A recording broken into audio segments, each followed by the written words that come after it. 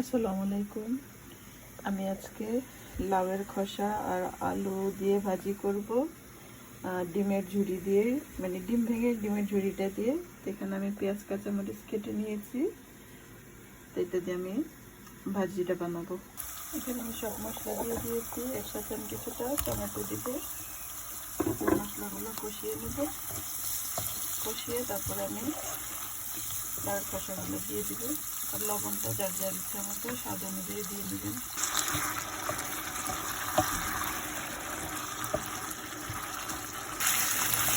ভাজিটা হয়ে গিয়েছে, এখন আমি এটার মধ্যে ডিম দিয়ে দেবো। এখানে 3টা ডিম ফেটিয়ে নিয়েছি, এটার মধ্যে আমি ডিমটা দিয়ে দেবো। ভাজিটা এখানে হয়ে গিয়েছে, আমি এর মধ্যে কিছুটা ফ্রেশ ধনেপাতা ছিটিয়ে দেবো। তারপর বেশ আমার ভাজি হয়ে গিয়ে